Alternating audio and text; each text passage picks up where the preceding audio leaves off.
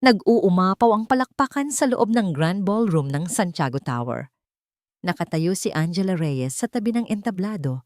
Ang kanyang puso ay puno ng pagmamalaki habang pinapanood ang kanyang asawa, si Miguel Santiago, na nasa gitna ng entablado. 5 taon na sila bilang mag-asawa at ito ang ika-10 anibersaryo ng kumpanyang itinayo ng kanyang ama. Perpekto ang lahat. Ang kanyang suot na gown ay kumikinang sa ilalim ng mga ilaw at ang ngiti sa kanyang mga labi ay kasing tamis ng champagne na hawak niya kanina. At syempre, sabi ni Miguel sa mikropono, ang kanyang boses ay umalingaw-ngaw sa buong silid. Tumingin ito ng diretso kay Angela at ngumiti. Hindi magiging posible ang lahat ng ito kung wala ang inspirasyon, ang ilaw ng aking buhay, ang aking pinakamamahal na asawa, si Angela. Muling lumakas ang palakpakan. Naramdaman ni Angela ang pag-init ng kanyang mga pisngi. Ito na iyon, ang gabing pinakahihintay niya. At dahil espesyal ang gabing ito, pagpapatuloy ni Miguel, mayroon akong isang napakahalagang anunsyo. Huminto ito sandali, na para bang nag-iipon ng lakas.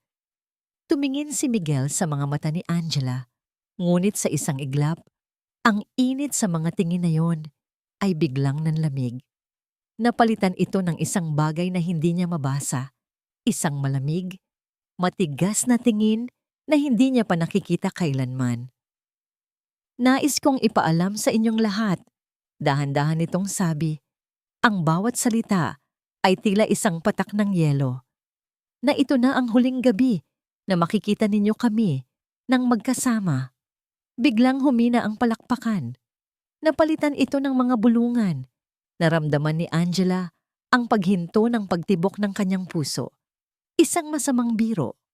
Siguradong isang masamang biro lang ito. Gusto lang siyang sorpresahin ni Miguel. Ngunit ang mga sumunod na salita ni Miguel ay parang isang punyal na direktang tumusok sa kanyang dibdib. Dahil ngayong gabi, sa harap ninyong lahat ng mga saksi sa aming pag-iibigan, ay formal ko nang tinatapos ang pagsasama namin ni Angela. Natahimik ang lahat. Ang tanging naririnig na lang ni Angela ay ang ugong sa kanyang mga tainga. Ang mga ngiti sa mga mukha ng mga bisita ay naglaho, napalitan ng pagkabigla, awa at pag-uusisa. Pakiramdam niya ay hubad na hubad siya sa harap ng daan-daang pares ng mga mata. Hindi maari. Naghahanap ng sagot ang kanyang mga mata, ngunit si Miguel ay hindi na sa kanya nakatingin. May tiningnan ito sa gilid ng entablado, at mula sa dilim, isang pamilyar na anino ang dahan-dahang umakyat. Si Teresa, ang marketing director ng kumpanya, ang babaeng tinuring niyang kaibigan at protege. Napakaganda ni Teresa sa kanyang pulang bestida, at habang papalapit ito kay Miguel, isang ngiting tagumpay ang sumilay sa mga labi nito. Inabot ni Miguel ang kamay ni Teresa at itinaas ito na para bang isang tropeo. At nais ko ring ipakilala sa inyo, buong pagmamalaking sabi ni Miguel, ang babaeng tunay kong minamahal, ang dahilan kung bakit handa akong talikuran ng lahat. Si Teresa. Sa sandaling iyon, gumuho ang mundo ni Angela. Ang sakit ay napakabigat, napakatindi, na halos hindi na siya makahinga. Ang bawat pagtibok ng kanyang puso ay isang suntok. Naramdaman niya ang paglapit ng 2 security guard. Ma'am Angela, magalang ngunit matatag na sabi ng isa, ipinag-uutos po ni Sir Miguel na ihatid na namin kayo sa labas. Hindi siya makagalaw. Ang kanyang mga paa ay tila nakabaon sa sahig. Hindi, halos pabulong niyang sabi. Tumingin siya kay Miguel, nagmamakaawa. Ngunit ang lalaking pinakasalan niya, ang lalaking pinagkatiwalaan niya ng kanyang buong buhay, ay tinalikuran na siya. Marahan siyang hinawakan ng mga gwardya sa braso.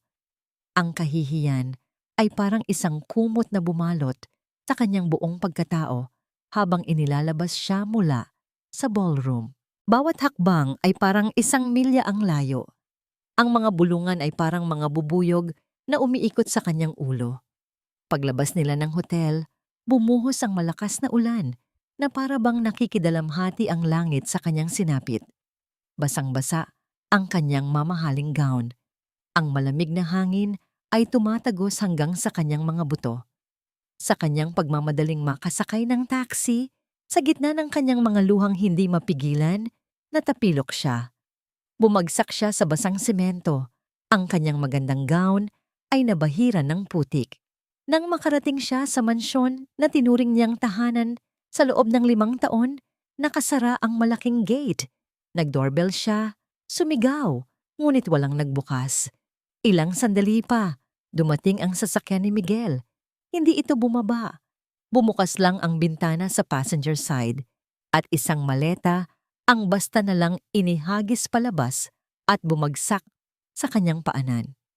Wala ka nang babalikan dito.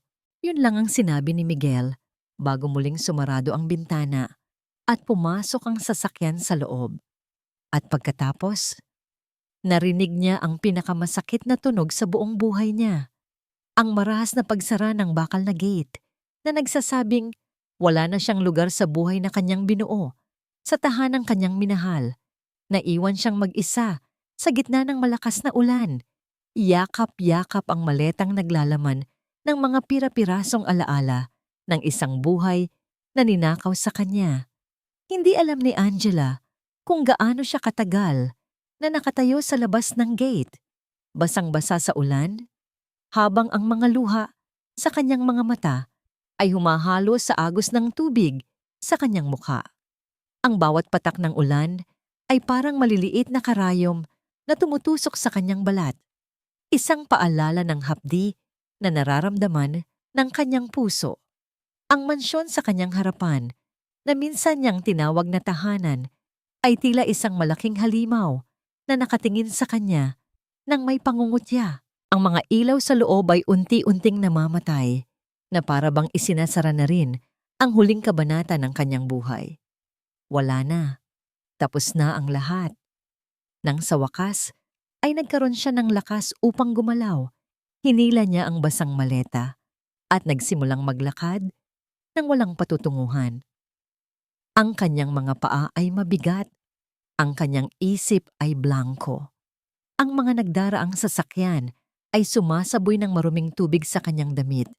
Ngunit wala na siyang pakialam. Ano pa ba ang masasahol sa nangyari? Sinubukan niyang gamitin ang kanyang cellphone para tumawag ng tulong, ngunit walang signal. Sinubukan niyang buksan ang kanyang banking app, ngunit hindi niya ito ma-access. Naalala niya ang kanyang mga credit card sa kanyang pitaka. Kumuha siya ng taxi at nagpahatid sa pinakamalapit na ATM. Card has been blocked. Paulit-ulit na lumabas ang mga salitang yun sa screen. Sinubukan niya ang lahat ng kanyang card. Pareho lang ang resulta. Pinutol na siya ni Miguel. Pinutol na siya sa mundong minsan ay naging kanya. Miss, bababa ka ba o hindi? Iritabling tanong ng taxi driver.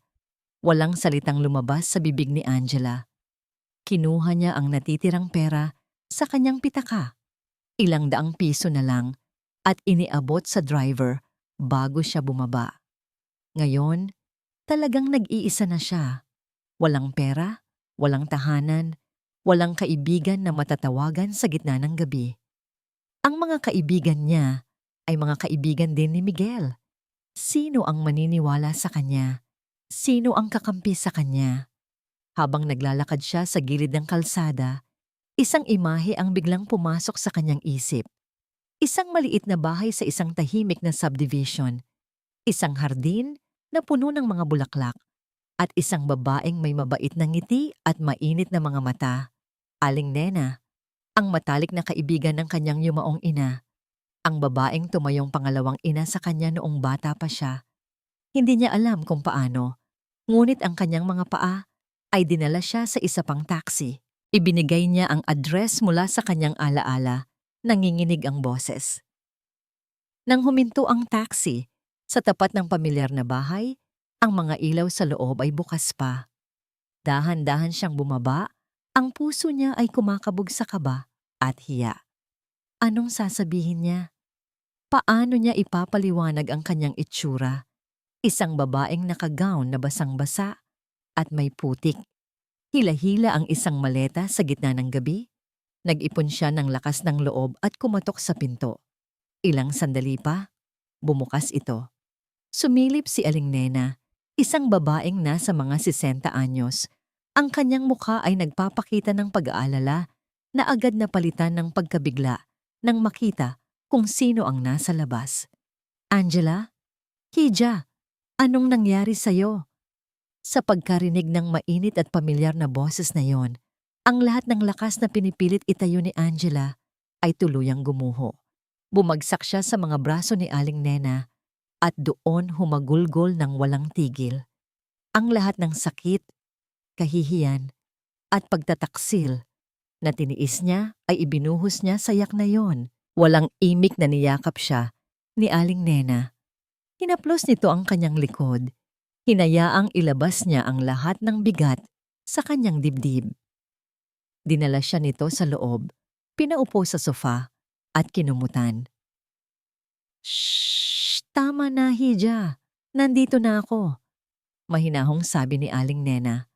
Sa loob ng tahanang iyon na puno ng mga lumang litrato at amoy ng bagong lutong pagkain, ikinuwento ni Angela ang lahat.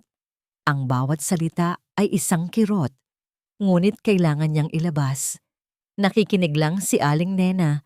Ang kanyang mukha ay nagpapakita ng awa at galit para sa mga taong nanakit sa kanya. Habang nagkukwento si Angela, isang alaala ang sumagi sa kanyang isipan. Ang araw na nag-propose si Miguel sa kanya sa isang yate. Sa ilalim ng paglubog ng araw, lumuhod ito, may hawak na singsing. Pangako, Angela, sabi nito noon, mamahalin kita habang buhay. Ikaw lang, hinding-hindi kita sasaktan. Pangako. Isang salitang wala na palang halaga. Napailing si Angela. Isang mapait na ngiti ang gumuhit sa kanyang mga labi. Ang tanga niya. Ang tanga-tanga niya. Matapos ang kanyang kwento, binigyan siya ni Aling Nena ng isang mangkok ng mainit na sopas. Ang nanay mo, nagsimulang magsalita si Aling Nena, ay isang matapang na babae. Hindi siya basta-basta sumusuko. Nakikita ko siya sa'yo, Angela. Huwag mong hayaan na ang isang lalaking walang kwenta ang sisira sa'yo. Ang mga salita ni Aling Nena ay nagbigay ng kaunting init sa nanlalamig niyang puso. Ngunit ang pag-asa ay tila napakalayo pa rin. Ipinahiram sa kanya ni Aling Nena ang isang lumang kwarto. Habang nakahiga siya sa kama, nakatingin sa kisame, hindi pa rin niya matanggap ang lahat.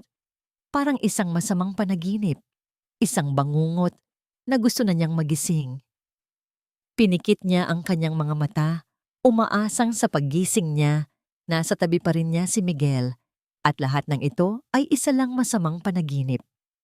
Ngunit bago pa man siya dalawin ng antok, isang malakas at tiyak na katok sa pinto ang bumasag sa katahimikan ng gabi. Narinig niyang bumangon si Aling Nena upang buksan ito. Isang malalim na boses ng lalaki ang kanyang narinig. Magandang gabi po. Hinahanap ko si Mrs. Angela Reyes Santiago. Napabangon si Angela. Ang puso niya ay biglang kumabog ng malakas. Sino iyon? Isinugo ba siya ni Miguel para saktan siya? O baka naman, isa na namang bangungot ang paparating? Bumukas ang pinto ng silid ni Angela at sumilip si Aling Nena. Ang mukha nito ay nagpapakita ng pag-aalala at pagtataka. Hija, may naghahanap sa'yo. Pabulong nitong sabi. Hindi ko siya kilala. Tumayo si Angela. Ang puso niya ay kumakabog sa takot. Sino ang maghahanap sa kanya sa ganitong oras? Dahan-dahan siyang sumunod kay Aling Nena, palabas ng silid. Nakatayo sa may sala ang isang matangkad na lalaki. Nakasuot ito ng itim na trench coat na bahagyang basa pa mula sa ulan. Ang kanyang buhok ay itim at maayos na nakasandal, at ang kanyang mukha ay seryoso. Mayroon siyang mga matang tila kayang tumagos sa kaluluwa ng sino mang titingnan niya. Hindi siya mukhang masama, pero hindi rin siya mukhang palakaibigan. Mukha siyang mapanganib. Ang POV ay lumipat ngayon sa lalaki. Pinagmasdan ni Rafael Cruz si Angela habang papalapit ito. Nakita niya ang pamumula sa mga mata nito, ang pamumutla sa kanyang balat, at ang bakas ng sakit sa kanyang muka. Eksakto tulad ng inaasahan niya. Ngunit sa likod ng lahat ng yon, may nakita siyang kakaiba. Isang kislap ng katatagan, isang apoy na hindi pa tuluyang namamatay. Ito ang anak ni Ricardo Reyes, walang duda. Magandang gabi, bati ni Rafael. Ang kanyang boses ay kalmado at kontrolado. Ako si Rafael Cruz. Anong kailangan mo sa kanya? Agad na tanong ni Aling Nena na nakapagitna sa kanila na parang isang inang inaalagaan ng kanyang anak. Hindi pinansin ni Rafael si Aling Nena. Ang kanyang mga mata ay nakatuon lamang kay Angela. Mrs. Santiago, sabi niya, alam kong mahirap ang pinagdadaanan ninyo ngayon, pero kailangan ninyo akong pakinggan. Nandito ako hindi para saktan kayo, kundi para tumulong. Tumulong? Mapait na tanong ni Angela. Sino ka? Ipinadalala ka ba ni Miguel? Isang bahagyang nangiti ang sumilay sa labi ni Rafael. Malayo sa ganoon, sabihin na lang natin na mayroon akong utang na loob sa iyong ama. Sa pagkarinig ng pangalan ng kanyang ama, natigilan si Angela ang papa ko. Tumango si Rafael. Matagal na panahon na. Iniligtas niya ang pamilya ko mula sa isang malaking kapahamakan. Bago siya pumanaw, nangako ako sa sarili ko na kung sakaling mangailangan ng tulong ang kanyang kaisa-isang anak, gagawin ko ang lahat para suklian ang kabutihan niya. At sa tingin ko, ngayon na ang panahong iyon. Naguguluhan pa rin si Angela. Pero, paano mo nalaman ang nangyari? Paano mo ako nahanap dito? Trabaho ko ang alamin ang mga bagay-bagay. Simpleng sagot ni Rafael. Inilabas niya ang isang brown envelope mula sa loob ng kanyang coat at isa sa mga nalaman ko ay ang katotohanan na matagal nang itinago sa iyo ng asawa mo. Inilapag niya ang envelope sa center table. Nanginginig ang mga kamay ni Angela nang buksan niya ito. Sa loob ay may mga opisyal na dokumento. Ano to? Tanong niya. Iyan ang huling habilin na testamento ng iyong ama, si Don Ricardo Reyes. Paliwanag ni Rafael. Basahin mo ang ikalawang pahina. Section 3. Hinahanap ng mga mata ni Angela ang sinasabi ni Rafael at nang makita niya ito, napahawak siya sa kanyang bibig sa sobrang gulat. Ang 60%, 60% ng kabuuang shares ng Santiago Corporation ay aking ipinamamana sa aking kaisa-isang anak, si Angela Reyes. Ang pamamahala nito ay pansamantalang ipinagkakatiwala kay Miguel Santiago. Hanggat sila ay kasal, ang kasunduang ito ay automatikong mawawalan ng bisa sa sandaling si Angela ay umabot sa edad na 30 taon o sa oras na ang kanilang kasal ay magwakas sa anumang kadahilanan. Napatingin siya sa kalendaryo na nakasabit sa dingding. 2 linggo mula ngayon ang kanyang ika-30 kaarawan. Hindi ito totoo, bulong ni Angela. Ang sabi sa akin ni Miguel, lahat ay sa kanya. Nagsinungaling siya, matigas na sabi ni Rafael. Ginamit niya ang iyong tiwala. Itinago niya ang dokumentong yan sa loob ng maraming taon. Ang plano niya ay hiwalayan ka bago ka mag-30 anyos para subukang makuha ang kontrol sa pamamagitan ng legal na paraan, gamit ang mga kasinungalingan laban sa'yo. Biglang nagliwanag ang lahat. Ang biglaang pagpapahiya, ang pagpapakilala kay Teresa, ang pagtataboy sa kanya. Lahat ay planado. Hindi lang ito tungkol sa ibang babae. Tungkol ito sa pera, sa kapangyarihan. Ang sakit na nararamdaman niya kanina ay unti-unting napalitan ng isang bagong emosyon, galit. Isang nag-aalab na galit.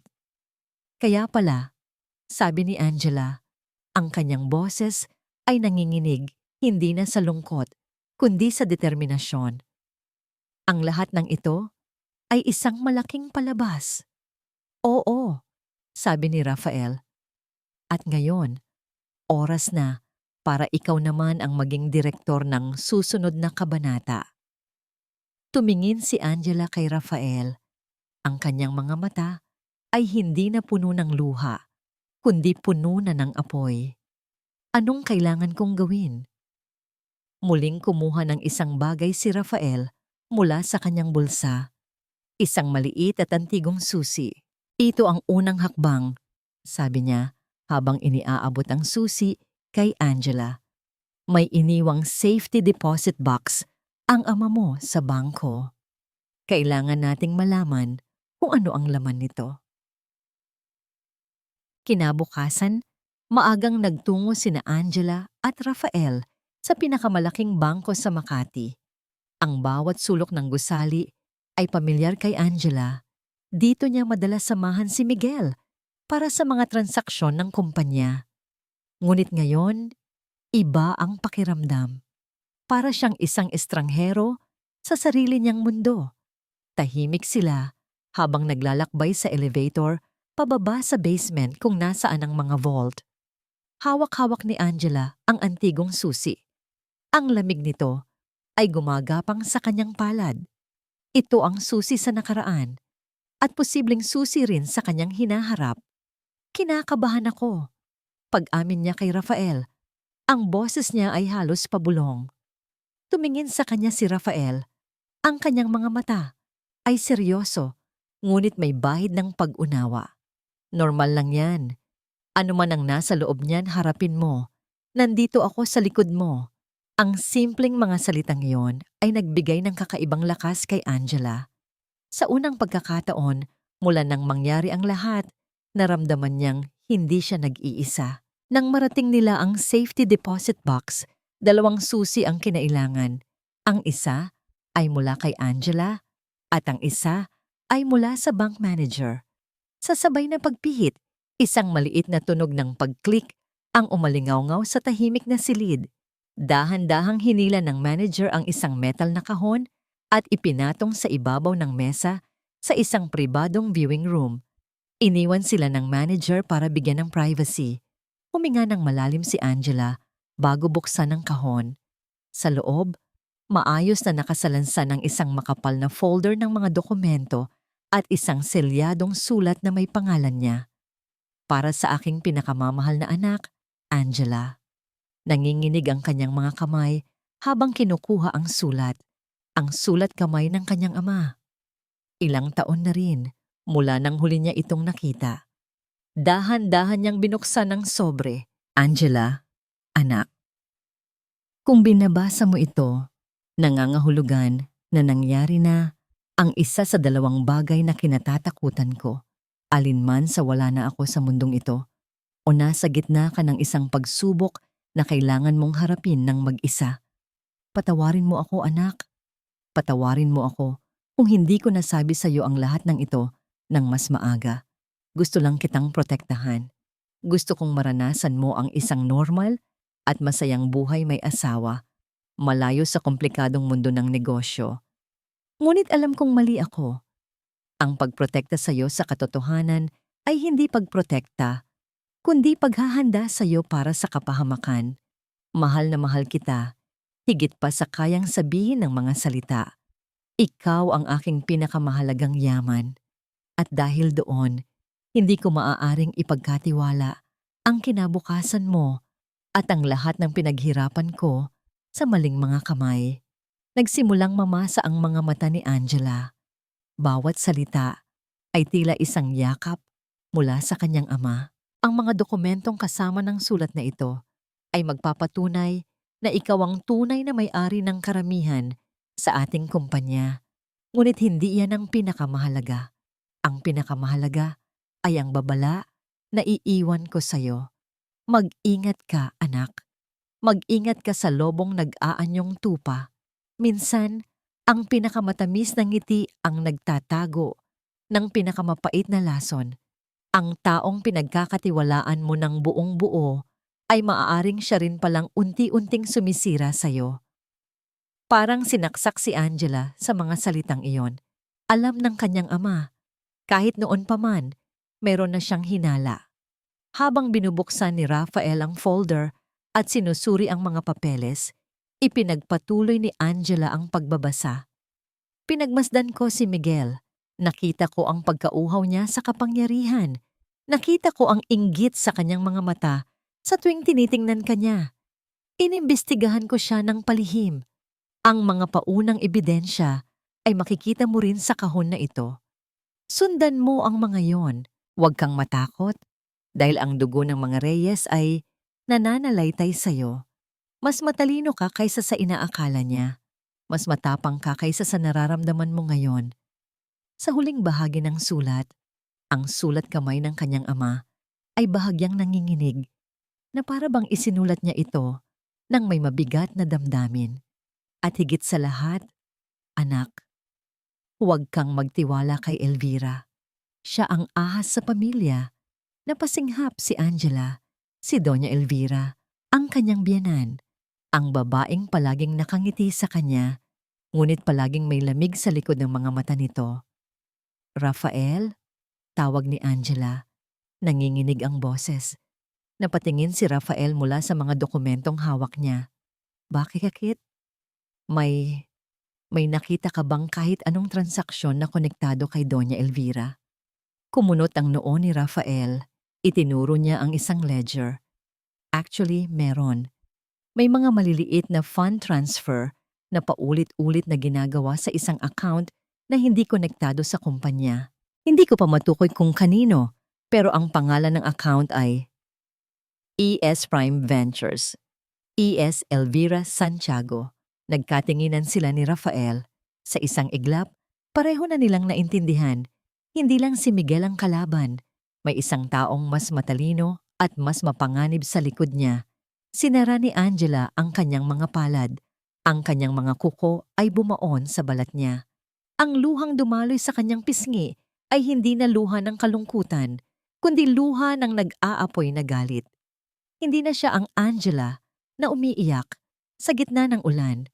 Salamat sa sulat ng kanyang ama, isang bagong Angela ang isinilang sa loob ng malamig na vault na yon. Isang Angela na handang lumaban. Ang araw, matapos ang kahihiyan ni Angela, ay tila isang araw ng pagdiriwang para kay Miguel Santiago. Nakaupo siya sa executive chair sa dating opisina ni Angela. Ang kanyang mga paa ay nakapatong sa malinis na mesa. Sa kanyang tabi ay si Teresa na nakasandal sa kanyang balikat. Ang mga daliri nito ay malayang gumagala sa kanyang braso. Sa wakas, atin na ang lahat, mahal ko, sabi ni Teresa. Ang kanyang boses ay puno ng kagalakan. Ang Santiago Corporation, isang hakbang na lang at buo na itong mapapasatin. Ngumiti si Miguel, ngunit hindi umabot sa kanyang mga mata ang ngiting iyon. Para sa kanya, hindi ito tungkol sa kagalakan. Tungkol ito sa pagpapatunay, ang patunayan sa mundo at lalo na sa kanyang sarili na kaya niyang maging matagumpay nang hindi nakasandal sa pangalan ng pamilya Reyes. Ngayon, malaya na siya mula sa anino ng kanyang biyenan at sa wakas mula sa anino ni Angela. Malapit na, sabi niya, tinatama sa ang bawat sandali ng tagumpay. Wala nang makakapigil sa atin ngayon. Ngunit ang pagdiriwang nila ay biglang naputol nang tumunog ang telepono ni Miguel. Isang tawag mula sa kanyang abogado. Sir Miguel, may problema po tayo, sabi ng abogado. Ang boses nito ay halatang kinakabahan. Nakakuha tayo ng summons. Si Angela Reyes, naghahain ng kaso. Gusto niyang bawiin ang kanyang shares. Napatawa si Miguel, isang mapang-uyam na tawa. Ano, nababaliw na ba siya? Wala siyang laban. Wala siyang ebidensya. Ang lahat ng papeles ay nakapangalan na sa akin. Pero sir, pagtutol ng abogado, may hawak siyang isang kopya ng huling habilin na testamento ni Don Ricardo Reyes. Nakasaad doon na siya ang may-ari ng 60% ng kumpanya. Biglang nanlamig ang dugo ni Miguel. Ang huling habilin, ang dokumentong matagal na niyang inakala na nawala o nasunog. Paano ito nakuha ni Angela? Imposible, sigaw niya. Hindi iyan totoo. May niloloko lang siya. Pero, Sir, verified po ang kopya. Mukhang orihinal ang selyo ng notaryo. Patuloy ng abogado. Ang boses nito ay mas kinakabahan. Binalibag ni Miguel ang telepono sa mesa. Bumagsak ang ngiti sa kanyang labi. Ang panalo niya ay biglang naging alikabok. Ano yan, mahal ko? Tanong ni Teresa, halatang nagtataka. Hindi niya ito pinansin. Agad niyang kinuha ang kanyang cellphone at tinawagan ng isang numero na lagi niyang iniiwasan tawagan, maliban kung may matinding pangangailangan. Ang numero ng kanyang ina, si Doña Elvira Santiago. Anong problema mo, Miguel? Matigas na bungad ni Doña Elvira. Nabulabog mo ang tulog ko. Ma, si Angela. May hawak siyang kopya ng habilin ni Ricardo. Gusto niyang bawiin ang kumpanya. Halos sumigaw si Miguel. Sa kabilang linya isang nakakapanindig balahibong tawa ang narinig ni Miguel. Hindi ito tawa ng pagkagulat, kundi tawa ng isang taong may alam. Ayan na nga ba ang sinasabi ko? Mahinahon, ngunit may bahid ng pagmamataas na misabi ni Doña Elvira. Akala mo ba hindi ko naisip ang posibilidad na yan? Na may backup plan si Ricardo? Hindi mo kilala ang ama ni Angela, Miguel. Hindi siya basta-basta.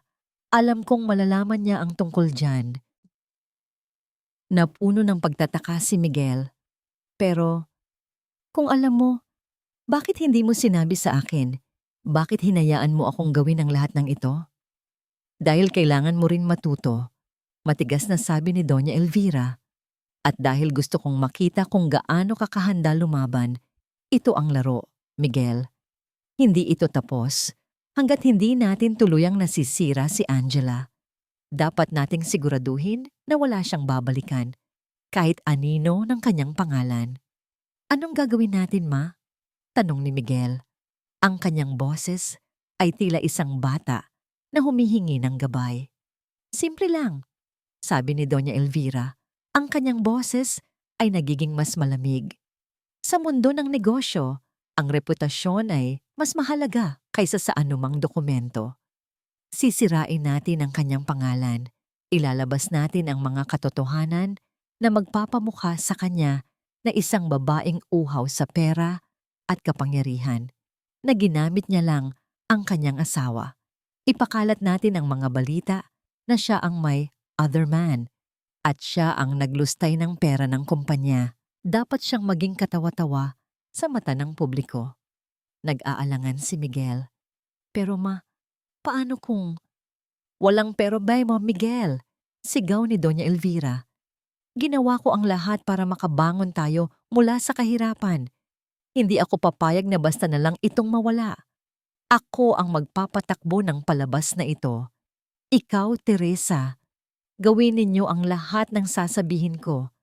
Makipag-ugnayan kayo sa mga media contacts ko. Simulan ninyo ang demolition job. Pinutol ni Doña Elvira ang tawag.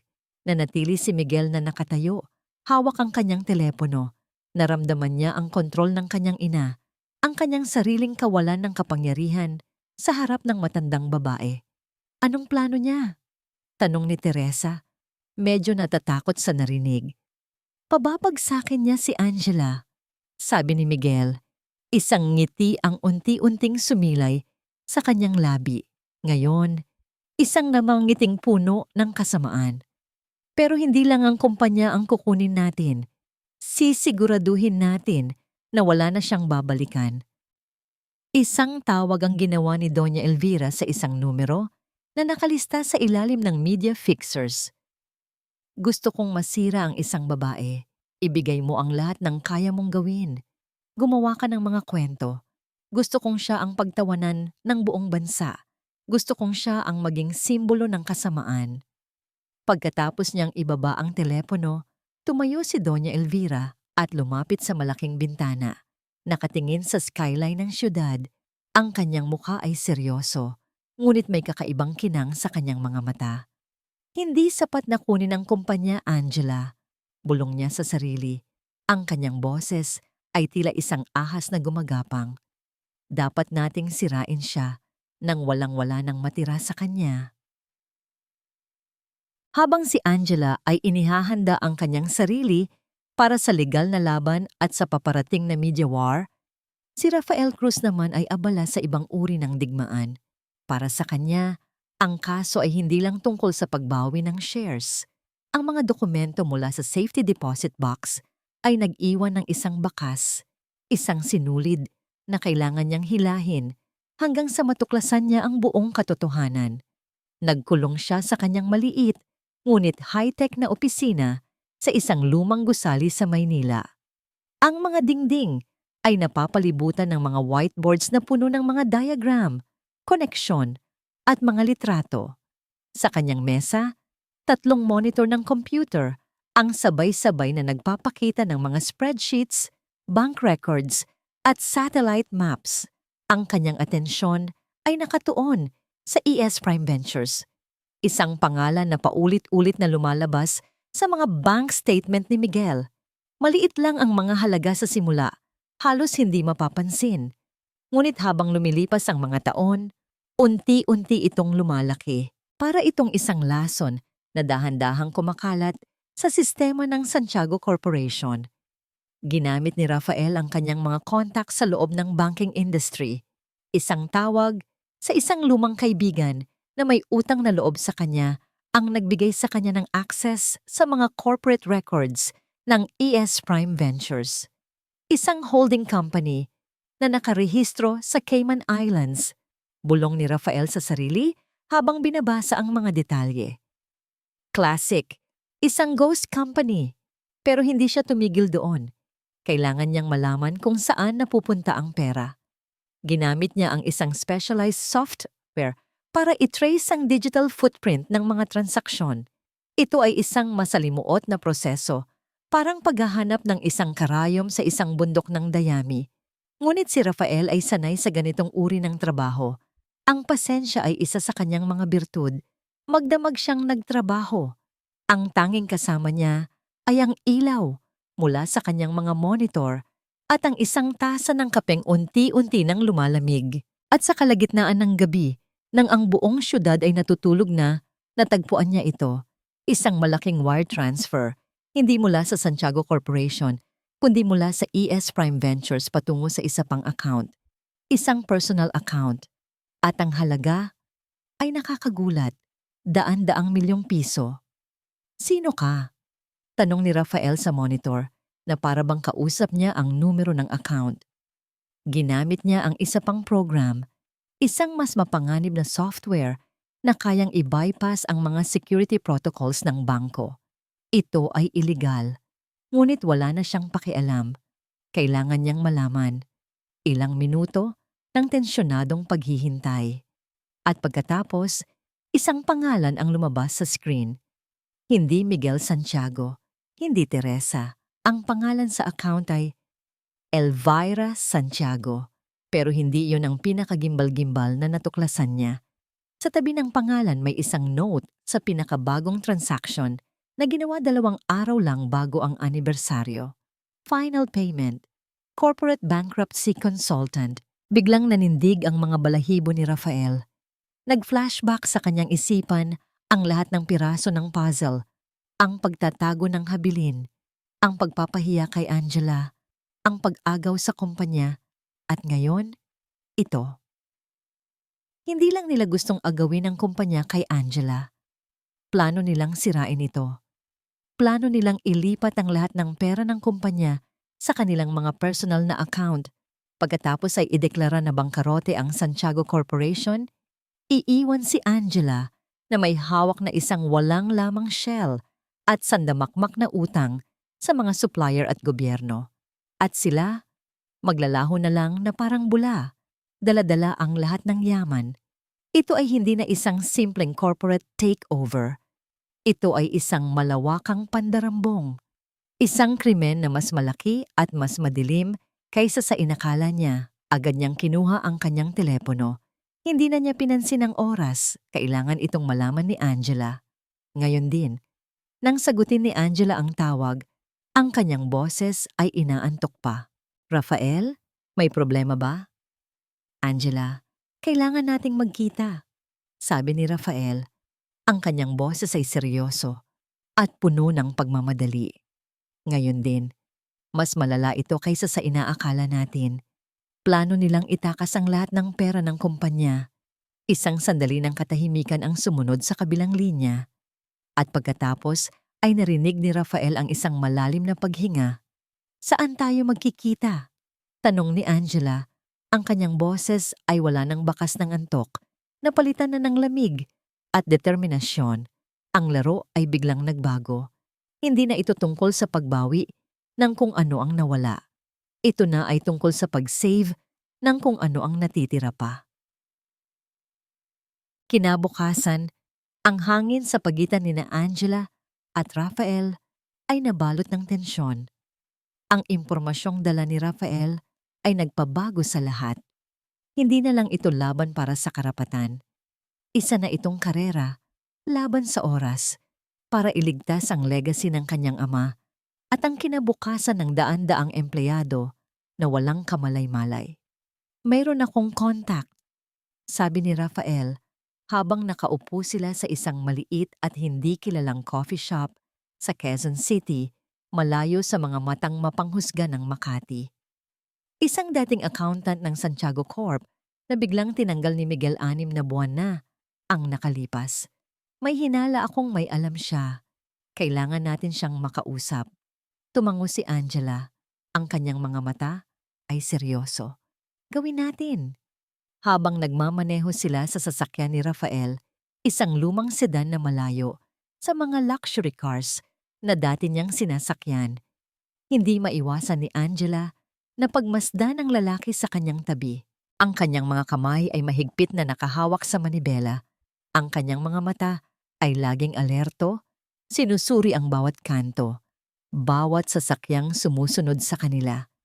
Sa ilalim ng kanyang seryosong anyo, nararamdaman ni Angela ang isang matinding dedikasyon. Ginagawa niya ang lahat ng ito para sa isang pangako, para sa isang utang na loob, sa isang taong wala na. Bakit? Biglang tanong ni Angela.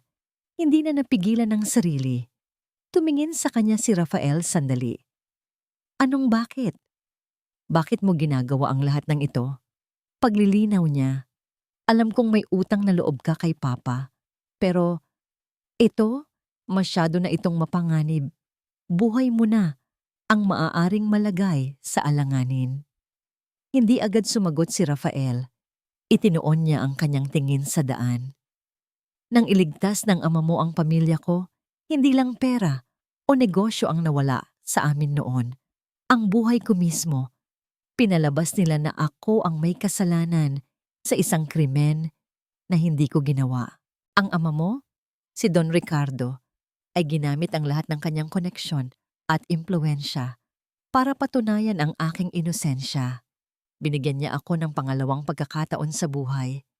Ang pagtulong sa iyo ngayon, hindi ito pagbabayad ng utang, Angela. Ito ay pagbibigay-pugay sa isang taong nagpakita sa akin kung ano ang tunay na kahulugan ng karangalan. Natahimik si Angela. Ang lalaking ito, na sa una ay tila isang misteryosong estranghero, ay may mas malalim na koneksyon sa kanyang nakaraan kaysa sa inaakala niya. Nakarating sila sa isang residential area sa Marikina. Nakatakda silang makipagkita sa dating accountant sa isang maliit na parke.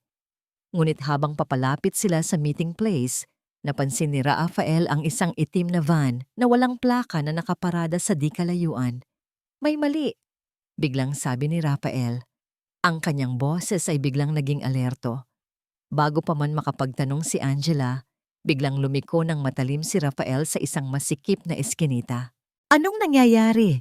Natatarantang tanong ni Angela. Sumusunod sila sa atin, mamabilis na sagot ni Rafael. Hawakan mo ng mahigpit. Biglang bumilis ang takbo ng sasakyan. Ang puso ni Angela ay kumabog ng napakabilis. Sa likuran nila, ang itim na van ay humaharurot din. Sinusubukang i-corner sila. Hindi sila basta-basta nananakot, sabi ni Rafael. Ang kanyang mga mata ay matalim na nakatingin sa daan at sa rearview mirror. Alam nilang malapit na tayo sa katotohanan. Sa isang matalim na kurbada, sinubukan ni Rafael na magpreno, ngunit walang nangyari. Napamura siya. Ang preno, Sigaw niya. Pinutol nila ang preno. Ang takot ay biglang bumalot kay Angela. Ang lahat ay nangyayari ng napakabilis. Ang mga pader ng mga bahay sa eskinita ay tila lumalapit sa kanila. Ito na ba ang katapusan? Sa dulo ng eskinita, isang malaking pader ang kanilang babanggain.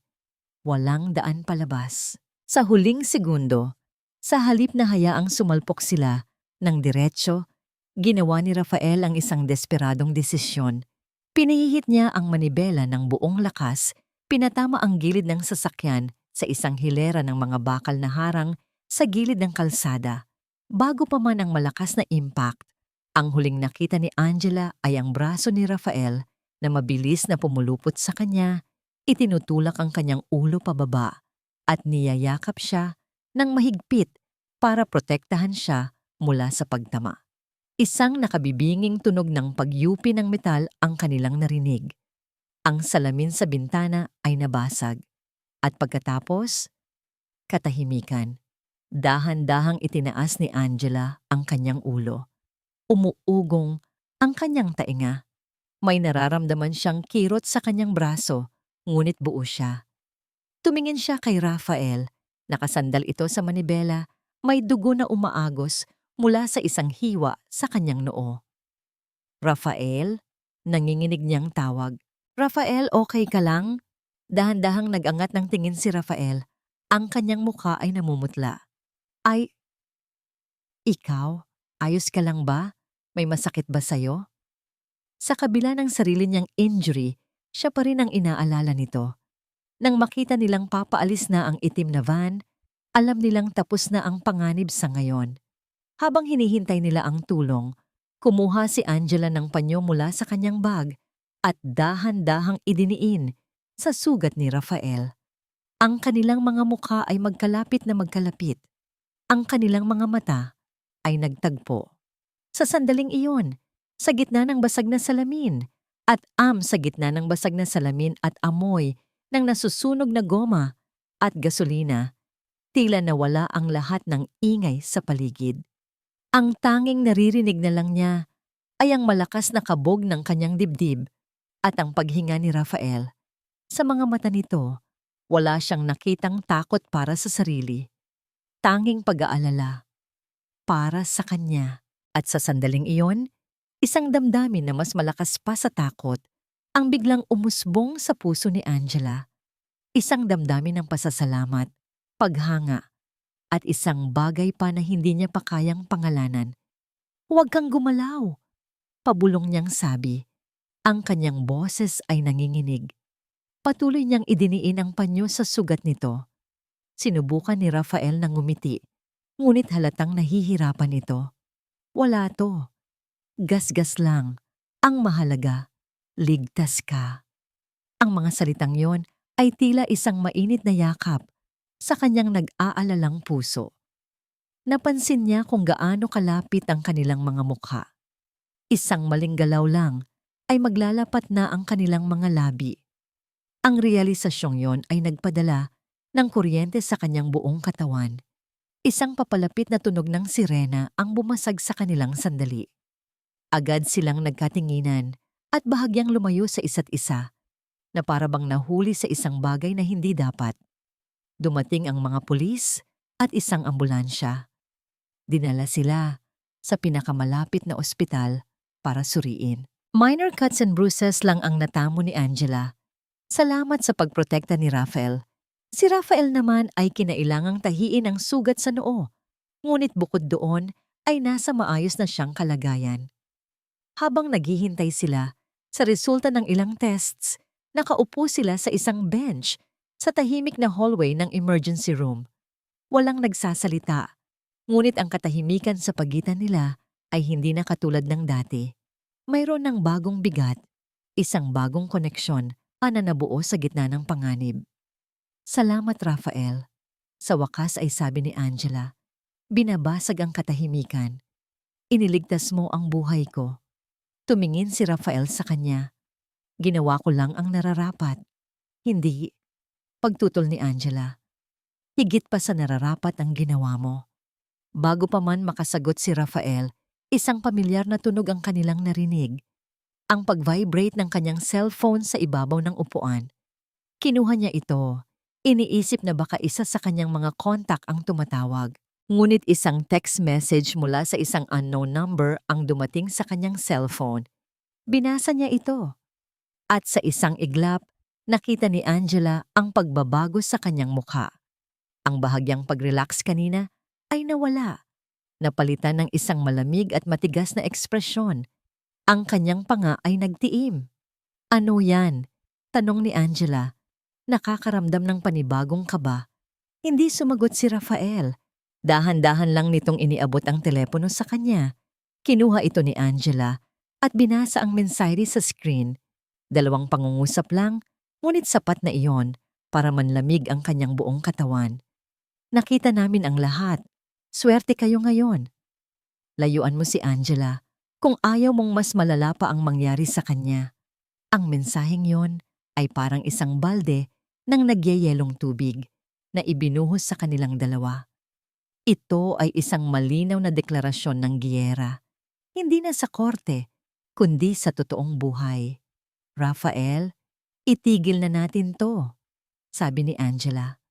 Ang boses niya ay basag at puno ng takot. Ngunit ang takot na yon ay hindi para sa kanyang sarili. Ayokong madamay ka pa. Ayokong masaktan ka dahil sa akin. Umiling si Rafael. Ang kanyang mga mata ay nag-aalab sa determinasyon. Kinuha niya ang telepono mula sa kamay ni Angela at tinitigan ng mensahe. Ngayon pa ba tayo susuko? Sabi niya. Ang kanyang boses ay matigas na parang bakal.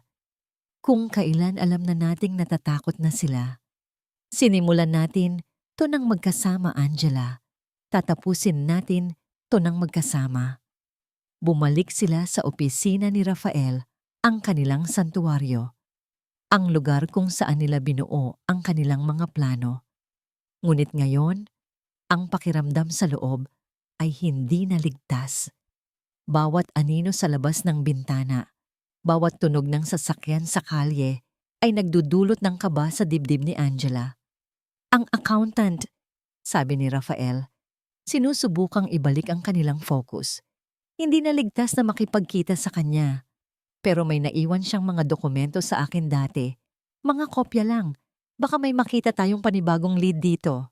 Kaya nilatag nila ang mga papeles sa mesa.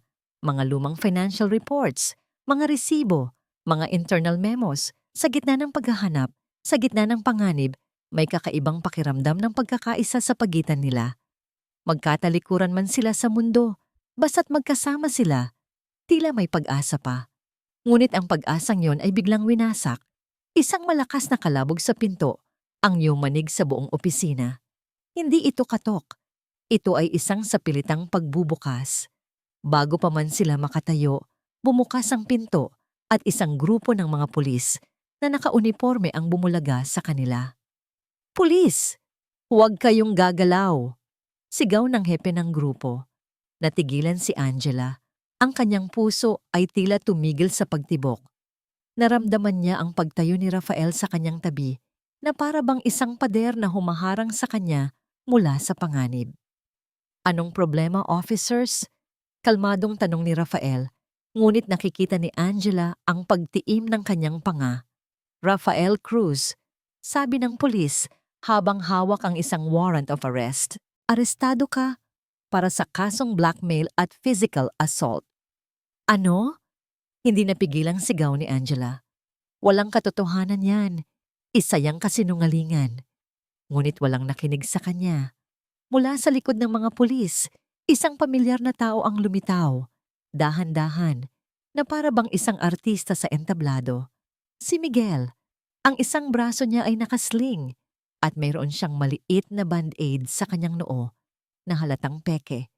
Ang kanyang mukha ay nagpapakita ng isang perpektong kombinasyon ng takot at pagiging biktima. Siya yan, officer, sabi ni Miguel. Itinuturo si Rafael. Hiningan niya ako ng pera para itigil ang kaso at nang tumanggi ako, sinaktan niya ako. Sinungaling!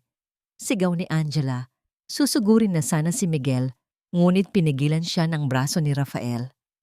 Simulan na ang paghahalughog, utos ng hepe ng pulis. Nagsimulang halongkatin ng mga pulis ang buong opisina. Ngunit ang kanilang paghahanap ay hindi basta-basta. Tila alam na nila kung saan titingin. Isang pulis ang direktang lumapit sa mesa ni Rafael, binuksan ang pang-itaas na drawer at mula doon ay inilabas ang isang makapal na brown envelope. Binuksan niya ito sa harap ng lahat. Sa loob, sandamakmak na tig-1,000 piso ang laman. "Ito po, sir," sabi ng pulis sa hepe, "ang perang ginamit sa blackmail. Perpektong patibong. Isang perpektong gawa-gawang eksena." Tumingin si Rafael, hindi sa mga pulis, kundi sa may pintuan. Doon, sa likod ni Miguel, nakatayo ang isang anino. Si Doña Elvira, ang kanyang mga mata, ay kumikinang sa tagumpay. Isang malamig na ngiti ang nakaguhit sa kanyang mga labi. Siya ang direktor. Siya ang may akda ng lahat ng ito. Doon na intindihan ni Angela. Talo na sila. 2 pulis ang lumapit kay Rafael at pinusasan ang kanyang mga kamay sa likod. Ang tunog ng pag-click ng posas ay ang pinakamasakit na tunog na narinig ni Angela sa buong buhay niya. Habang dinadala si Rafael palabas, ang kanyang mga mata ay hindi bumitaw sa pagkakatitig kay Angela. Wala nang salitang kailangan. Sa mga mata na yon, nakita ni Angela ang lahat.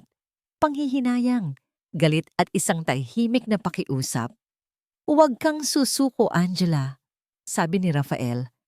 Ang kanyang boses ay mahina, ngunit matatag. "Kaya mo yan." Iyon ang huling sinabi niya bago siya tuluyang kinuha ng mga pulis at isinakay sa police car. Naiwan si Angela, na nakatayo sa gitna ng nagulong opisina.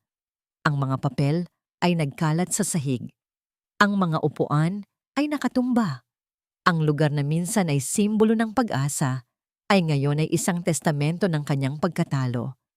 Wala na ang kanyang kaisa-isang kakampi. Wala na ang taong nagbigay sa kanya ng lakas. Nag-iisa na lang siya. Biglang tumunog ang kanyang cellphone. Isang unknown number. Alam niya kung sino iyon, ngunit sinagot pa rin niya. Isang malamig at mapanguyam na tawa ang narinig niya sa kabilang linya. Ang boses ni Doña Elvira. "Nakikita mo na ba, Angela? Sa huli, ako pa rin ang mananalo." Huminto ito sandali, na para bang ninanamnam ang kanyang tagumpay. "Nag-iisa ka na lang." Pagkatapos ng tawag ni Doña Elvira, nabalot ng nakabibinging katahimikan ng opisina. Para kay Angela, ang katahimikang yon ay mas malakas pa sa anumang sigaw. Ito ang tunog ng pagkatalo. Ang tunog ng pag-iisa. Naupo siya sa sahig, sa gitna ng mga nagkalat na papel. Ang kanyang likod ay nakasandal sa malamig na pader. Wala nang luha. Tuyo na ang kanyang mga mata. Ang nararamdaman niya ay hindi na lungkot o galit, kundi isang malawak at malamig na kawalan. Tapos na ang laban. Nanalo na sila. Naisip niya si Rafael, nakakulong sa isang selda, pinaratangan sa isang krimen na hindi niya ginawa. Lahat dahil sa kanya. "Huwag kang susuko, Angela. Kaya mo yan." Ang mga huling salita ni Rafael ay umalingaw-ngaw sa kanyang isipan. Isang pakiusap, isang utos, isang testamento ng tiwala nito sa kanya, kahit na siya mismo ay wala ng tiwala sa sarili. "Paano?" Bulong niya sa hangin. "Paano ako lalaban ng mag-isa?" Pinulot niya ang isa sa mga papel na nasa sahig. Isa itong kopya ng sulat ng kanyang ama. Binasa niya ulit ang mga salita nito. Naghahanap ng kahit anong sagot, kahit anong himala. Mas matalino ka kaysa sa inaakala niya. Mas matapang ka kaysa sa nararamdaman mo ngayon. Ang mga salitang iyon ay tila direktang kinakausap siya. Isinara niya ang kanyang mga mata at sinubukang alalahanin ang lahat. Bawat detalye ng mga nakaraang taon, bawat pag-uusap, bawat regalo, bawat ngiti ni Miguel na ngayon ay alam na niyang peke. At pagkatapos, isang alaala ang biglang lumitaw. Isang maliit na detalye na matagal na niyang kinalimutan. Ang kanilang unang anibersaryo bilang mag-asawa. Si Miguel ay nasa isang business trip, ngunit ang kanyang ama, si Don Ricardo, ay dumating sa kanilang bahay na may dalang isang malaking regalo. Isang mamahaling painting mula sa isang kilalang artist. Isang regalo para sa unang anibersaryo ninyo, sabi ng kanyang ama noon. Ang mga mata nito ay may kakaibang kinang. Isabit ninyo ito sa opisina mo, Angela. Para sa tuwing titingnan mo ito, maaalala mo na ang tunay na halaga ay hindi palaging nasa labas. Ang tunay na halaga ay hindi palaging nasa labas. Ano ang ibig sabihin noon? Tila isa itong simpleng kasabihan, ngunit galing sa kanyang ama, alam niyang may mas malalim itong kahulugan. Isa itong clue. Biglang tumayo si Angela. Ang kawalan ay napalitan ng isang desperadong kislap ng pag-asa. Ang painting! Nasaan na ang painting na yon? Alam niyang nakasabit pa rin ito sa dati niyang opisina sa Santiago Tower. Ang opisina na ngayon ay okupado na ni Teresa. Isang plano ang nabuo sa kanyang isipan, isang mapanganib at desperadong plano. Ngunit wala na siyang ibang pagpipilian. Gabi na nang isinagawa niya ang kanyang plano. Tumawag siya kay Aling Nena, ang tanging taong natitira pa sa kanya. "Nena, kailangan ko po ng tulong ninyo," sabi niya sa telepono. Ang kanyang boses ay mabilis at desidido. "Kailangan kong makapasok sa Santiago Tower ngayong gabi." Kahit na puno ng pag-aalala, hindi nagtanong si Aling Nena. Narinig niya ang determinasyon sa boses ni Angela. "Anong kailangan mong gawin ko?" Gamit ang tulong ni Aling Nena, na gumawa ng isang eksena sa lobby para guluhin ang atensyon ng nag-iisang night guard, na gawang makalusot ni Angela papasok sa service elevator. Ang bawat pag-akyat ng elevator ay isang malakas na kabog sa kanyang dibdib. Kung mahuli siya, tapos na talaga ang lahat. Trespassing. Isa na namang kaso ang ibabato sa kanya. Nang marating niya ang executive floor, ang buong paligid ay madilim at tahimik. Dahan-dahan siyang naglakad sa hallway, ang tanging ilaw ay nagmumula sa kanyang cellphone. Nang buksan niya ang pinto ng dati niyang opisina, ang lahat ay halos pareho pa rin, maliban sa mga gamit ni Teresa na nakakalat sa mesa. At sa pader, sa likod ng CEO's desk, nakasabit pa rin ito. Ang painting. Mabilis siyang lumapit dito. Maingat niyang ibinaba ang malaking painting mula sa pagkakasabit. Mabigat ito. Ipinatong niya ito sa sahig. Ang likod nito ang nakaharap sa kanya. Kinapa niya ang bawat sulok ng makapal na kahoy na frame. Sa una ay wala siyang nakita. Nagsimula na siyang panghinaan ng loob. Baka mali lang siya ng interpretasyon. Baka nababaliw na siya. Ngunit hindi siya sumuko. Muli niyang kinapa. Mas mariin sa pagkakataong ito. At sa ilalim na bahagi ng frame, naramdaman niya ito. Isang maliit na uka. Isang bahagi na bahagyang lumulubog kapag pinipindot. Ginamit niya ang kanyang kuko para buksan ito. Isang maliit na takip ang bumukas at sa loob ng isang sikretong kompartimento na kasing laki lang ng isang posporo, may isang bagay na kumikinang. Isang USB flash drive. Nanginginig ang kanyang mga kamay habang kinukuha niya ito. Ito na yon, ang huling alas ng kanyang ama. Ang huling piraso ng katotohanan. Mabilis siyang kumuha ng isang laptop mula sa mesa ni Teresa. Sa kanyang pagmamadali, hindi na niya inisip kung tama ba ang kanyang ginagawa. Isinaksak niya ang USB. Nag-pop up sa screen ang isang folder. Ang pangalan nga folder, Insurance. Binuksan niya ito. Sa loob, sandamakmak na files ang laman. Mga video files, mga audio recordings, at isang password-protected na file na may pangalang ES Holdings, Full Ledger. Kinlik niya ang isa sa mga video. Isang maliit na window ang bumukas sa screen ng laptop. Ang video ay medyo malabo, tila kuha mula sa isang hidden camera. Ngunit ang mga muka at boses ay malinaw na malinaw. Nasa isang marangyang restaurant si Doña Elvira at Miguel. Nakaupo sila sa isang pribadong sulok. Ang petsa sa video ay mahigit 1 taon na ang nakalipas. Ang plano ay simple, Miguel, sabi ni Doña Elvira sa video. Ang kanyang boses ay malamig at walang emosyon. Kailangan nating ilipat ang assets bago pa man magtrenta si Angela. Kapag nahawakan na natin ang buong kontrol, idedeklara natin ang bankruptcy. Walang matitira sa kanya kundi utang. Paano si Angela, ma? Tanong ni Miguel. Ang kanyang boses ay may bahid ng pag-aalangan. Hindi ba't masyadong madumi? Isang mapanguyam na tawa ang pinakawalan ni Doña Elvira. Madumi? Miguel, anak, ito ang negosyo. Sa larong ito, kailangan mong maging handa na durugin ang sino mang hahadlang sa'yo. Si Angela ay isang kasangkapan lang. Isang tulay na ginamit natin para makatawid. At ngayong nasa kabilang panig na tayo, oras na para sunugin ang tulay na yon. Napahawak si Angela sa kanyang bibig. Pinipigilan ng isang hikbi. Bawat salita ay isang kutsilyong paulit. Ulit na tumatarak sa kanyang puso. Kinlik niya ang isa pang file, isang audio recording naman.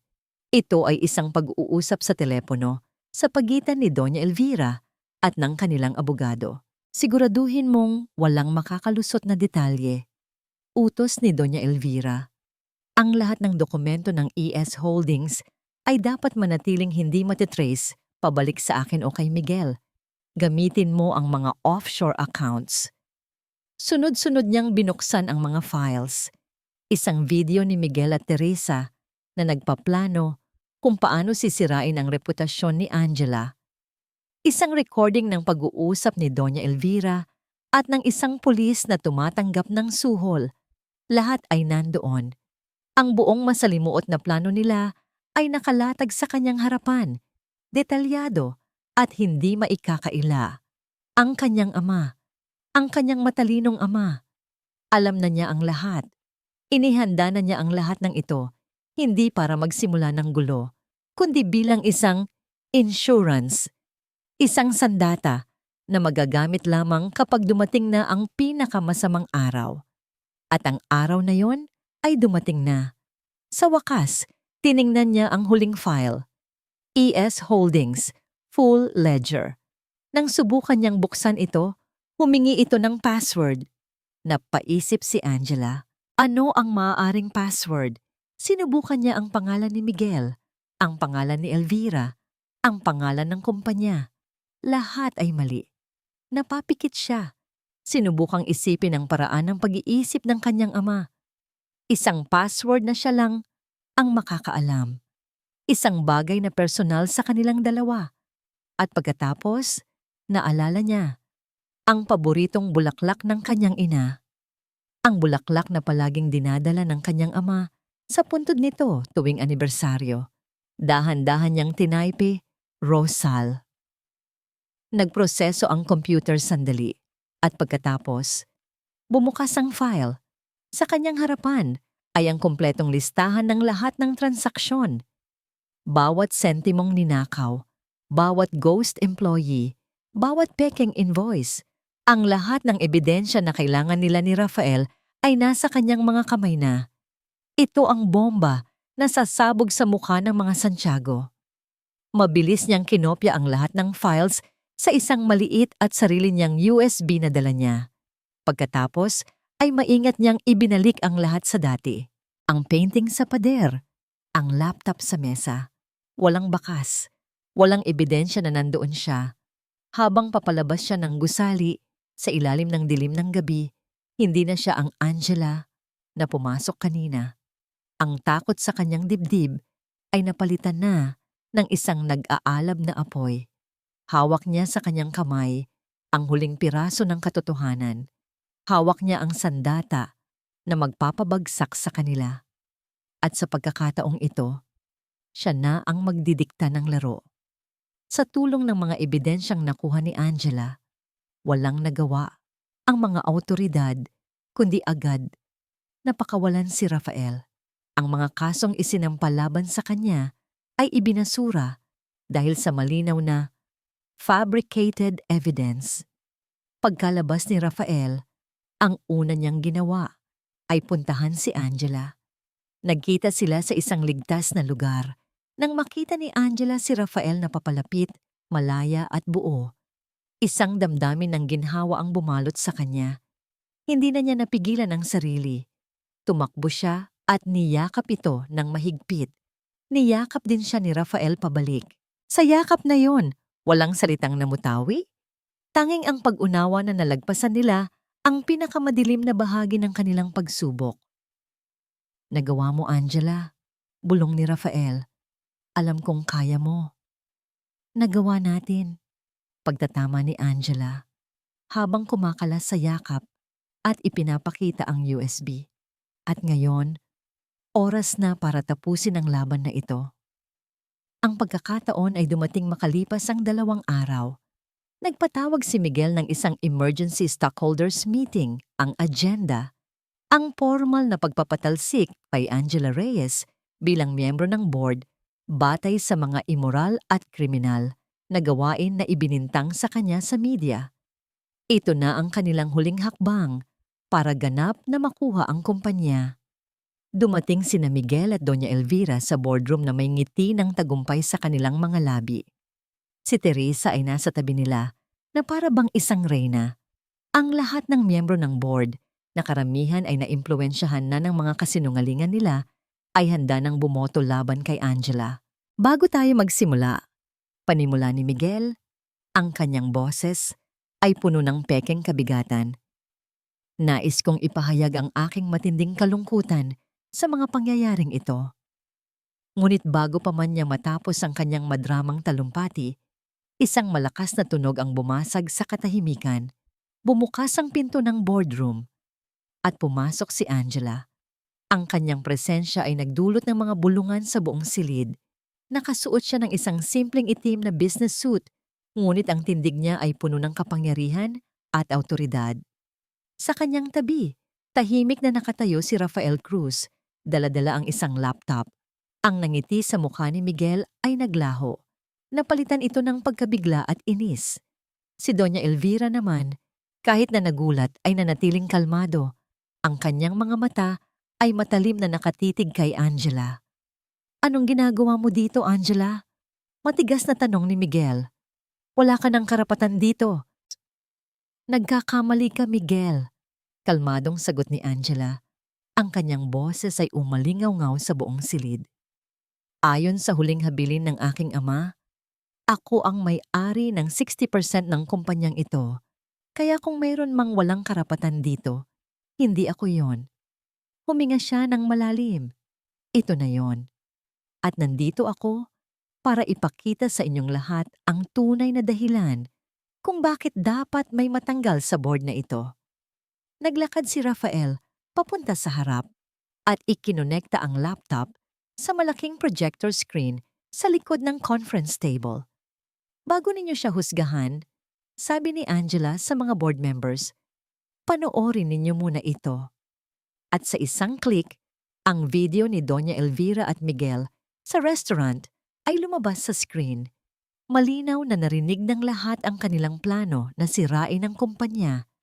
Ang mga mukha ng board members ay napuno ng pagkabigla. Peke yan. Doctorate yan. Sigaw ni Miguel. Ngunit ang pawis na namumuo sa kanyang noo ay nagpapakita ng kanyang takot. Sunod-sunod na ipinalabas ni Rafael ang mga ebidensya. Ang audio recording ng pag-uusap ni Doña Elvira at ng abogado. Ang video ni na Miguel at Teresa. Ang mga bank statement ng ES Holdings. Ang buong ledger. Ang boardroom ay napuno ng kaguluhan. Si Doña Elvira, sa wakas, ay nawalan ng kontrol. Tumayo siya. Ang kanyang mukha ay namumula sa galit. Mga kasinungalingan. Lahat yan ay gawa-gawa lang ng desperadong babaeng yan. Ngunit huli na ang lahat. Ang kanilang mga mukha ng pagkakasala ay nakita na ng lahat. Sa gitna ng kaguluhan, isang tao ang biglang tumayo. Si Teresa, nanginginig, namumutla, at umiiyak. Totoo ang lahat, sabi niya. Ang kanyang boses ay nanginginig. Totoo ang lahat ng iyon. Pinilit lang nila ako. Pinangakuan nila ako ng posisyon, ng pera. Patawarin mo ako, Angela. Iyon na ang huling pako sa kanilang kabaong. Ang pag-amin mismo ng kanilang kasabwat. Habang ang kaguluhan ay nasa kasukdulan, Muling bumukas ang pinto ng boardroom. Ngunit sa pagkakataong ito, hindi ito si Angela o si Rafael. Isang grupo ng mga pulis na pinamumunuan ng isang mataas na opisyal ang pumasok sa silid. Naglakad sila ng diretsyo, nilampasan si Angela at huminto sa harap ni na Doña Elvira at Miguel na ngayon ay hindi na makagalaw sa kanilang kinaupuan. Elvira at Miguel Santiago, sabi ng opisyal sa isang malakas at malinaw na boses, arestado kayo para sa mga kasong pandarambong, corporate fraud at syndicated estafa. Natulala si Miguel. Si Doña Elvira naman ay tila isang estatwang gawa sa yelo. Ang lahat ng kanyang kapangyarihan, ang lahat ng kanyang pagmamataas ay naglaho sa isang iglap. Habang pinoposasan sila ng mga pulis, ang mga mata ni Doña Elvira ay nakatitig pa rin kay Angela. Hindi ito tingin ng pagsisisi, kundi tingin ng purong pagkamuhi. Sa huling pagkakataon, nagtagpo ang kanilang mga mata at sa pagkakataong ito, hindi na yumuko si Angela. Tinitigan niya ito pabalik, hindi nang may paghihiganti, kundi nang may kapayapaan. Tapos na. Sa wakas, tapos na ang lahat. Lumipas ang 6 na buwan. Ang iskandalong yumanig sa Santiago Corporation ay unti-unti nang humupa. Ang pangalan ng kumpanya ay binago at naging Reyes Legacy Holdings, isang pagbibigay-pugay sa lalaking nagsimula ng lahat. Sa ilalim ng pamumuno ni Angela bilang bagong CEO, ang kumpanya ay hindi lang nakabangon, kundi naging mas matatag pa. Ipinatupad niya ang mga bagong polisiya na nagbibigay halaga sa transparency at sa kapakanan ng mga empleyado. Ang takot at kawalan ng tiwala na dating bumabalot sa mga pader ng opisina ay napalitan ng respeto at paghanga para sa kanilang bagong leader. Si Angela, na minsan ay kilala lang bilang asawa ni Miguel Santiago, ay kinilala na ngayon bilang isa sa mga pinakamatatalino at pinakamatatag na businesswoman sa bansa. Isang hapon, bago umuwi, nagpasya siyang gawin ang isang bagay na matagal na niyang ipinagpapaliban. Nag-drive siya papunta sa City Jail. Sa loob ng isang maliit at walang lamang visitation room, nagkita silang muli ni Miguel. Ang dating arogante at makapangyarihang lalaki ay isa na lamang anino ng kanyang dating sarili. Payat, maputla, at ang mga mata ay walang buhay. Si Doña Elvira ay nasa maximum security prison, habang si Teresa naman ay nagsisilbing state witness kapalit ng mas mababang sentensya. "Bakit ka nandito?" tanong ni Miguel, hindi makatingin ng diretso sa kanya. "Para pagtawanan ako?" Umiling si Angela. "Hindi." Huminga siya ng malalim, inihahanda ang sarili para sa mga salitang sasabihin niya. "Nandito ako para sabihin sa'yo na pinapatawad na kita," mahinahon niyang sabi. Nag-angat ng tingin si Miguel. Ang kanyang mga mata ay puno ng pagtataka at hiya. "Pinapatawad na kita, Miguel," papag-ulit ni Angela. "Hindi dahil sa'yo, kundi para sa sarili ko. Hindi ko hahayaang ang galit at sakit na idinulot mo ay manatili sa puso ko habang buhay. Kailangan ko nang magpatuloy.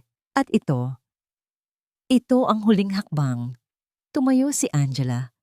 "Sana, balang araw, mapatawad mo rin ang sarili mo." Iyon lang at tumalikod na siya.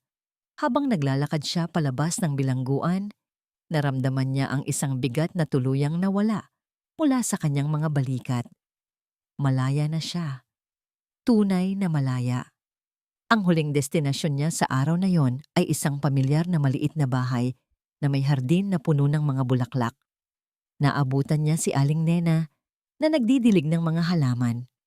"Hija, nandyan ka na pala." Masayang bati nito. "Halika, nagluto ako ng paborito mong sinigang." Naupo sila sa maliit na beranda, kumakain at nagtatawanan tulad ng dati. Sa piling ni Aling Nena, nararamdaman ni Angela ang init ng isang tunay na pamilya. Habang papalubog ang araw, isang sasakyan ang huminto sa tapat ng bahay. Bumaba mula rito si Rafael Cruz. Hindi na siya ang laging seryosong investigador. Ang kanyang ngiti ngayon ay mas madalas nang lumabas, lalo na kapag si Angela ang kaharap. Tapos ka na ba sa trabaho, Mr. Cruz? Pabirong tanong ni Angela. Ngumiti si Rafael. Tapos na, Miss CEO Reyes. Matapos magpaalam kay Aling Nena, naglakad-lakad sila sa isang kalapit na parke. Ang papalubog na araw ay nagbibigay ng ginintuang kulay sa paligid. Kamusta siya? Tanong ni Rafael. Alam kung saan nanggaling si Angela. Okay lang, sagot ni Angela. Naawa ako sa kanya, pero higit sa lahat, naramdaman ko ang kapayapaan. Huminto sila sa paglalakad. Hinarap ni Rafael si Angela at hinawakan ang kanyang mga kamay. Ipinagmamalaki kita, Angela. Sabi niya, ang kanyang mga mata ay puno ng sinseridad. Ang tapang mo, ang tatag mo. Hindi ko ito magagawa kung wala ka, sagot ni Angela. Ang puso niya ay napuno ng pasasalamat. Ikaw ang nagbigay sa akin ng lakas noong akala ko wala na. Tinitigan siya ni Rafael at sa sandaling iyon, ang lahat ng hindi nila masabi noon ay malinaw na naipahayag sa kanilang mga mata. Ang pagkakaibigan na naging respeto, ang respeto na naging paghanga, at ang paghanga na naging isang malalim at tunay na pag-ibig. Dahan-dahan, inilapit ni Rafael ang kanyang mukha at marahan siyang hinalikan. Isang halik na hindi mapusok, kundi puno ng pangako, pag-unawa at pag-asa para sa hinaharap. Nang maghiwalay ang kanilang mga labi, nakangiti silang pareho. Handa ka na ba para sa bagong simula? Tanong ni Rafael. Hinahaplos ang kanyang pisngi. Tumingin si Angela sa papalubog na araw na nagbabadya ng pagdating ng isang bagong umaga. Hinigpitan niya ang hawak sa kamay ni Rafael. Ngayon lang ako naging ganito kahanda. At dito nagtatapos ang makulay na kwento ng pagbangon, pagpapatawad, at wagas na pag-ibig ni na Angela at Rafael. Mula sa kaibuturan ng aking puso, maraming salamat sa inyong walang sawang pagsubaybay at pakikinig sa ating kwento. Bawat kabanata ay isang paglalakbay na sabay nating tinahak. Kasama ninyo akong umiyak sa mga sandali ng pagkabigo ni Angela, nagalit sa mga taong nanakit sa kanya, at kinilig sa unti-unting pag-usbong ng pag-ibig sa pagitan nila ni Rafael. Ang kwento ni Angela ay isang paalala sa ating lahat. Isang paalala na sa kabila ng pinakamatinding pagtataksil at pagbagsak, mayroong lakas sa loob ng bawat isa sa atin para muling bumangon at hanapin ang sarili nating halaga. Ito ay kwento ng pagpapatawad, hindi para sa iba, kundi para sa sarili nating kapayapaan.